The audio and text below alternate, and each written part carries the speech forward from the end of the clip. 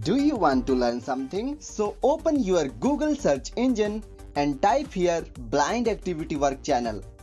And don't forget to subscribe this channel. Welcome back दोस्तों, मेरा नाम है राजेंद्र ठाकुर। आप देख रहे हैं blind activity work channel. Computer theory lecture number 6 में आप सबका हार्दिक स्वागत है।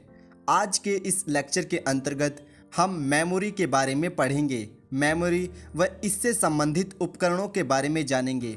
आइए मेमोरी अर्थात जिसे हिंदी में स्मृति कहा जाता है, इसके बारे में पर्याप्त जानकारी हासिल करते हैं। मेमोरी अर्थात स्मृति एक उपकरण है जो हमारे डेटा अर्थात सूचनाओं को सुरक्षित रखता है। दूसरे शब्दों में कह सकते हैं कि एक ऐसा डिवाइस जो हमारे द्वारा दी जाने वाली सूचनाओं को सुरक्षित रखता है, वही मेमोरी अर्थात स्मृति कहलाता है। मेमोरी अर्थात स्मृति इनको दो भागों में बांटा जाता है। नंबर 1 प्राइमरी मेमोरी, ये वे मेमोरी कहलाती हैं जो कंप्यूटर में प्रथम कार्य हेतु उपयोग में लाई जाती हैं। नंबर 2 द्वितीय मेमोरी अर्थात सेकेंडरी मेमोरी, ये वे मेमोरी कहलाती हैं जो कंप्यूटर में द्वितीयक कार्य हेतु उपयोग में लाई जाती हैं। इन दोनों ही मेमोरीज के बारे में हम आगे समझेंगे। अब हमारे पास जो मेमोरी है वो है प्राइमरी मेमोरी। इसको दो भागों में बांटा गया है। पहला है रैम, दूसरा है रोम। रैम को हम कहते हैं रैंडम एक्सेस मेमोरी और रोम को हम लोग बोलते हैं रीड ओनली मेमोरी। ये दोनों ही अर्थात रैम और रोम प्राइमरी मेमोरी के दो भाग हैं। आइए रोम को समझने के लिए एक उदाहरण लेंगे। मान लीजिए आपके कंप्यूटर में एक कीबोर्ड और प्रिंटर जुड़ा है। कीबोर्ड यहाँ पे इनपुट डिवाइस है, प्रिंटर यहाँ पे आउटपुट डिवाइस है। इस बात को आपको पिछले लेक्चर्स में आसानी से समझा दिया गया है। अब कंप्यूटर ऑन कीजिए। कंप्यूटर को ऑन करने की प्रक्रिया को बूटिंग कहा जाता है। अब कंप्यूटर ऑन होने के बाद अर्थात बूटिंग के बाद रोम रीड ओनली मेमोरी का ही काम है कि वो चेक करे कि इनपुट डिवाइस कीबोर्ड व आउटपुट डिवाइस प्रिंटर ठीक से कनेक्टेड हैं या नहीं। यदि इनमें से कोई भी डिवाइस कनेक्टेड नहीं है, मान लीजिए कीबोर्ड नहीं कनेक्टेड है, तो आपके पास मैसेज आएगा कीबोर्ड नॉट कनेक्टेड या फिर मैसेज आएगा कीबोर्ड नॉट अटैच्ड। सरल शब्दों में बस इतना ही कहा जा सकता है कि रोम अर्थात रीड ओनली मेमोरी की हमें तभी आवश्यकता होती है जब हमारा कंप्यूटर बूटिंग अर्थात ऑन हो रहा होता है। अब हम बात करेंगे types of ROM. Types of ROM में जो हमारे पास पहली रोम है उसका नाम है प्रोग्रामेबल रोम। रोम का आपको पता है रीड ओनली मेमोरी, तो इसको हम शॉर्ट में पी रोम भी कहते हैं। पी रोम वो रोम होती है जिसमें केवल एक बार प्रोग्रामिंग की जा सकती है। केवल और केवल एक बार प्रोग्रामिंग इस प्रकार की रैम में होती है। अब ये हमारे पास दूसरे प्रकार की रोम है। इसे कहा जाता है ईपी रोम अर्थात इरेजेबल प्रोग्रामेबल रोम। इस प्रकार की रोम में हम डेटा को अनेकों बार मिटाकर लिख सकते हैं अर्थात बार बार डेटा को डिलीट कर सकते हैं और ऐड कर सकते हैं। अब ये हमारे पास तीसरे प्रकार की रोम है। इसे कहा जाता है ईईपी रोम अर्थात इलेक्ट्रिकली इरेजेबल प्रोग्रामेबल रोम। इसमें डेटा डिलीट भी किया जा सकता है और ऐड भी किया जा सकता है, परंतु विद्युत अर्थात इलेक्ट्रिसिटी की मदद से इसमें डेटा को डिलीट व ऐड किया जा सकता है। अब नेक्स्ट मेमोरी का नाम है हमारे पास, वो है रैंडम एक्सेस मेमोरी। ये अस्थायी प्रकृति की मेमोरी है अर्थात वोलेटाइल मेमोरी है। इस मेमोरी के बिना तो हमारा कंप्यूटर संचालित नहीं हो सकता है। प्रत्येक प्रोग्राम को रन होने के लिए इस मेमोरी की आवश्यकता होती है। मान लीजिए आपके पास कंप्यूटर है, कंप्यूटर में विंडोज़ है, विंडोज़ में माइक्रोसॉफ्ट वर्ड, एक्सेल है। अगर आप एमएस वर्ड या एक्सेल को खोलना चाहते हैं तो उनको खोलने का स्थान रैम ही उपलब्ध करवाती है। आइए अब एक उदाहरण लेके रैम को समझेंगे। मान लीजिए आपने अपने कंप्यूटर में एक साथ 10 प्रोग्राम ओपन कर दिए हैं। आप 11th नंबर प्रोग्राम ओपन करना चाहते हैं परंतु वह ओपन नहीं हो रहा है। इसका रीज़न एक ही होगा कि रैम में स्थान नहीं है।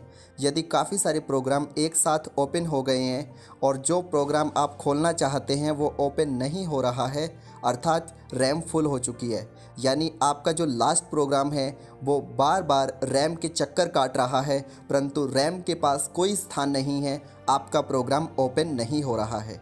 ऐसी परिस्थिति में आपका कंप्यूटर हैंग हो जाएगा। आपको कंप्यूटर शट डाउन करना होगा। शट डाउन करने के बाद आपकी जो रैम है वो रिफ़्रेश हो जाएगी और कंप्यूटर ऑन अर्थात बूट करने के पश्चात आप अपना मनचाहा प्रोग्राम ओपन कर सकते हैं। अब हम बात करेंगे काइंड्स ऑफ रैम। तो रैंडम एक्सेस मेमोरी के दो प्रकार हैं। पहला है एस रैम और दूसरा है डी रैम। एस रैम का अर्थ है स्टैटिक रैम और डी रैम का अर्थ है डायनेमिक रैम। डायनेमिक रैम को आप लोग चार्जेबल रैम के नाम से भी पुकार सकते हैं, क्योंकि विदाउट चार्जिंग इस रैम का उपयोग हम कंप्यूटर में नहीं कर सकते हैं।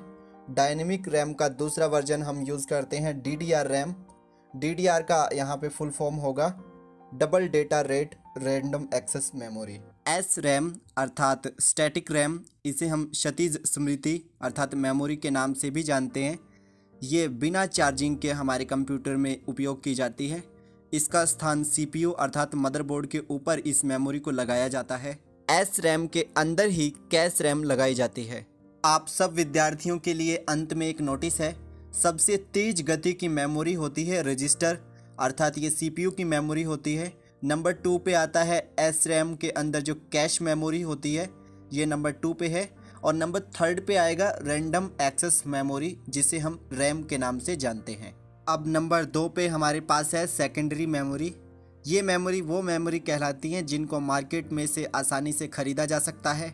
इनको कोई भी व्यक्ति आसानी से हटा भी सकता है और लगा भी सकता है। यदि कोई आपसे प्रश्न पूछता है कि ऐसी कौन सी मेमोरी है जो कंप्यूटर बंद होने के बाद भी आपका डेटा सेव रखती है, तो वह मेमोरी सेकेंडरी मेमोरी ही है जो आपके डेटा को सुरक्षित रखती है। इस बात को विशेष रूप से याद रखना है कि जितनी भी सेकेंडरी मेमोरीज होती हैं वे स्थायी प्रकृति की होती हैं। अब इसके एग्जाम्पल देखते हैं सेकेंडरी मेमोरी। पहला है फ्लॉपी। फ्लॉपी हमारे पास दो प्रकार की थी, एक 5.25 इंच की थी, दूसरी 3.5 इंच की थी। जो 5.25 इंच की हमारे पास फ्लॉपी थी, इसका स्पेस था 1.2 MB और जो 3.5 इंच की फ्लॉपी हम यूज़ करते थे, इसका स्पेस था 1.44 MB। नेक्स्ट सेकेंडरी डिवाइस का नाम है CD। इसका पूरा नाम है कॉम्पैक्ट डिस्क और इसका स्पेस होता है 700 MB। इसके बाद है हार्ड डिस्क। हार्ड डिस्क अब तक की सबसे बड़ी सेकेंडरी मेमोरी मानी जाती है। वर्तमान में हम 2 टेराबाइट हार्ड डिस्क का उपयोग कर रहे हैं। इसका उपयोग कंप्यूटर में किया जाता है और स्वतंत्र रूप से हम हार्ड डिस्क को खरीद भी सकते हैं। नेक्स्ट सेकेंडरी मेमोरी के उपकरण हैं USB डिवाइसेस। इनमें मेमोरी कार्ड और पेन ड्राइव आता है। USB की फुल फॉर्म होती है यूनिवर्सल सीरियल बस। और पेन ड्राइव और मेमोरी कार्ड, इनके स्पेस के बारे में बात नहीं करेंगे क्योंकि इनका जो स्पेस है वो निश्चित नहीं है। कभी भी कोई भी स्पेस मार्केट में उपलब्ध हो सकता है। आइए अब अंत में मेमोरी कार्ड के बारे में कुछ इन्फॉर्मेशन लेते हैं। मेमोरी कार्ड दो प्रकार के होते हैं, SD कार्ड और माइक्रो कार्ड। SD कार्ड आपका कैमरे में इस्तेमाल किया जाता है। इसका पूरा नाम होता है सिक्योरिटी डेटा कार्ड।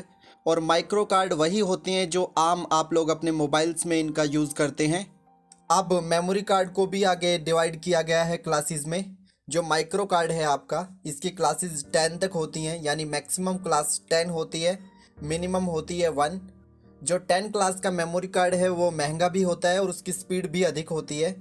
और जो 5 क्लास का मेमोरी कार्ड है उसकी स्पीड कम होगी और ये सस्ता भी होगा। हमें उम्मीद है आप सभी विद्यार्थियों को लेक्चर नंबर 6 जरूर पसंद आया होगा। लेक्चर के अंत में एक प्रश्न है, आप सबको बताना है फ्लैश डिवाइस के नाम से किस उपकरण को जाना जाता है। धन्यवाद।